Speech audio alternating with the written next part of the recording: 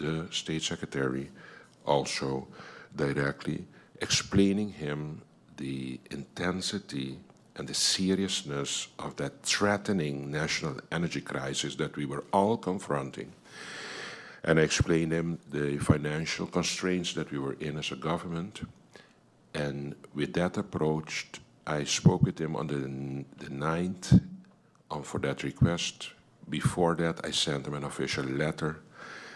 And on the 10th, the next day after my personal visit to him, he sent me a letter in which he told me that, of course, he is open for a discussion on the loan under a condition that he would place it as an extra space in his approved budget for 2024, and that I will have to place it also on my budget. A remark has to be made. We have to realize that we are in a very, very threatening national energy crisis in this particular moment, and we will have to get a solution. The fact that I'm creating a space for a possibility for a loan to, for example, purchase the generators for our people, for ourselves, does not mean that you have to agree with it. Of course, I need the support of everybody because these are monies from our community, from our people. But under the given challenging situations, financially, that you know too, as a former Minister of Finance that we're in, also considering the delicate financial situation that the GEBE is in, we will have one or the other way to get a solution for our national energy crisis. And as has been said, the financiers consortium that GEBE was discussing with were not enthusiastic to sit and discuss with them and give them a confirmation of their comfort feeling to move forward with such a huge request for a loan. At that particular moment, I can listen to that story and say, okay, I'm sorry for you guys, but you make sure you solve your problem. Or I assume my responsibility as leader of the country and see what more can I do to get this amount of financing realized to purchase, for example, the 3 big units that we need just to put back the energy supply of the country in balance, and then also to move forward with renewable energy for the future. We cannot combat lack and insufficiencies of the past with future vision about green energy. We will have to bring the island first back in a balance, and the balance is that we will have to stabilize the supply of energy in a way that it actually fulfills the demands of the country. I am asking you all, out of my heart, to realize that this energy crisis is either going to break this country, break our people, and that means that we will have to realize that we cannot go and play politics now with out of a good intention of a prime minister to see options, to see for a loan. And if Parliament disagrees with the loan conditions that still has to come, so be it. I will settle for that because I cannot take decisions without support. But on the other side, we have to realize that the options that we have for a loan is very, very limited. And every day that we remain in this national energy crisis, it's going to hamper the further economic evolution and development of our country. So I really need your support. If we go to the left, it's okay. Or the right, for me, it's okay too. But we cannot continue talking and discussing conditions or not that I still have to bring to you without realizing that every day that we don't have a solution, is going to contribute in a positive way to our country. At a certain moment, a decision has to be taken to move forward this country. And actually, the decision that I want to take now is a decision that had to be taken years ago, by the way. I just came in the moment that the whole imperium of GEB collapsed in my face. And I'm just doing what I have to do. We're going to try a loan. I'm going to propose it to you. I'm going to sit with the BZK, negotiate the conditions. I'm going to bring it to you all. I cannot say yes and agree with a loan without, of course, informing my parliament. So I'm looking forward to a cooperation for us to solve together this threatening national crisis for our people. Thank you very much. Thank you, Prime Minister, for that response to the members of Parliament. I continue and I give the floor to MP York. MP York, you have the floor. Thank you, Madam Chair. Madam Chair, to you, I would like to be abundantly clear on one thing. The questions that come from this side of the room, from this seat, is about getting clarity on what we are getting ourselves and the country in. It's not an election gimmick. It's not a political ploy. It's simply seeking information. And the only thing, if I've listened to all the questions, including my own, very clearly, we're asking the same question the same way. All we want is all the information. That's it. That's all we're asking for. Secondly, there was one question. I asked a series of questions, a handful, but there's one question. If the minister can answer me that verbally, the rest I don't mind getting in writing. I asked the minister on his stance concerning the budget cuts as it relates to critical vacancies versus traveling budget.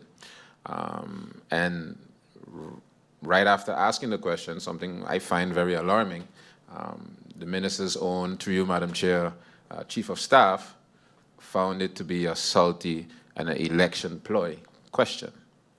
So after seeing that, that raised the alarm bell for me, because that makes me question the modus operandi that goes behind certain motivations and decisions made. If I see such a high-ranking official of your cabinet making such a comment based on a very logical question, because if we're cutting critical budget for critical vacancies, and the same civil servants who we expect to run the country basically are pinching their pennies in getting work done because they don't have the necessary FTEs to get it done, or personnel, but they see their high-ranking officials traveling, sometimes not always for a necessity. They also would like to know why. So it's a simple question. Budget for traveling versus budget for personnel, and why are certain cuts made versus the cuts that weren't made when it comes to those two budget posts. I see nothing wrong in it, and if your cabinet thinks that's a salty question, I really don't understand what the stance is of the Prime Minister's cabinet, through you, Madam Chair, because it's a very logical question, I think. Thank you. Thank you, MP York. I see MP La Cruz has the floor, or requests the floor. MP La Cruz, you have the floor. Thank you, and good afternoon, Madam Chair Lady, and Prime Minister, your support staff, fellow members of the Parliament, and those listening. Madam Chair Lady, I'd like to echo the sentiments of MP York. I don't believe that it is a political game, because at the end of the day, we are all suffering in the heat. Every time GB goes off, it does not only affect some, it affects us all. The bills that we are receiving on a constant every month because of the high fuel clause is nothing to be played with. That is nothing to do with political, no games. And the Prime Minister is totally right when he says this is something that should have been done years ago. We saw that in our presentation. But if there was no money, there was no money. Now the possibility is there. And I award the Prime Minister when I heard that the generators will be generators that could burn 3 types of fuel and not only diesel.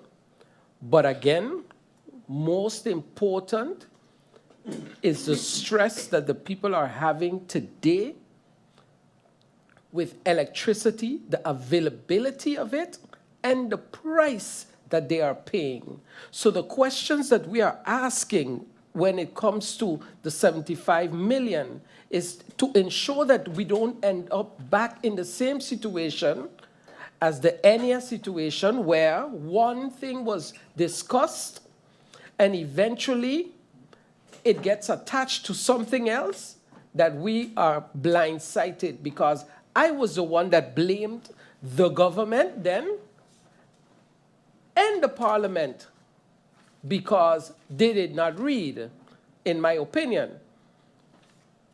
So, Madam Chair Lady, we are not talking about no political games. I am extremely happy to see the new generators coming. I'd like to see them burning something else than diesel, because that is the killer, that is the killer, that is the killer. Thank you, Madam Chair Lady. Thank you, MP La Cruz. I give the floor to MP Otley. Thank you, Madam Chair. I just wanted to say that I have no issues getting my questions in writing, but I wanted to make sure through you, Madam Chair, to the Honorable Prime Minister, please answer all my questions. Please. When we go to the public meeting, I want to be able to address certain things. I want to ask new questions if need be, but not repeat questions. So to the Honorable Prime Minister, you can send it in writing, but please award me that respect to answer all my questions. Thank you. Thank you, MP Otley. MP York, you have the floor. Thank you, Madam Chair. To you, Madam Chair, Prime Minister, I forgot one question as it pertains to the new generators. As the MP La Cruz alluded to, they use 3 different types of fuel. I would like to know the following. What assurance can the Prime Minister give us, Madam Chair, through you, that the fuel that's to be used in these generators is not that of diesel versus the other 2? Because the use of diesel actually carries up the fuel cost, the fuel class, and that is one of the reasons why the prices are where they are today. So what assurance can GEBE and the Prime Minister give to Parliament, through you, Madam Chair, that the fuel that's to be used in the new generators will not be that of diesel? Thank you. Thank you, MP York. And Prime Minister, with this, we have come to the end of your part in this meeting, with the understanding that the remaining questions, or the questions that have not been answered, will be received by Parliament in writing. I have MP York who wished to make a statement. MP York, you have the floor. Thank you, Madam Chair.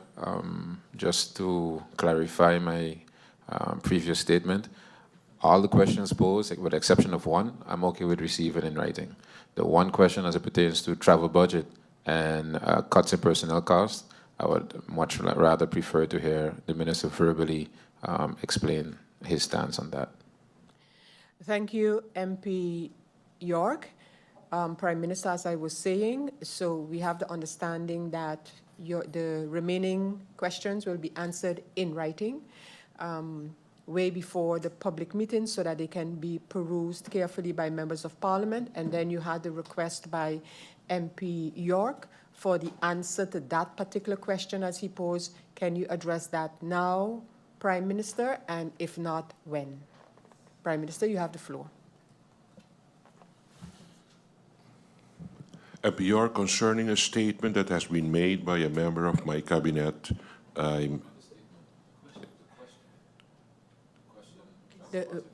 Prime Minister? Yes, I will have to look into this to give you a correct answer on your question. So I would like to get the time to look into the statement that you made, and for me to give you a good answer on that. Okay? Thank you, Prime Minister. Look forward to receiving that particular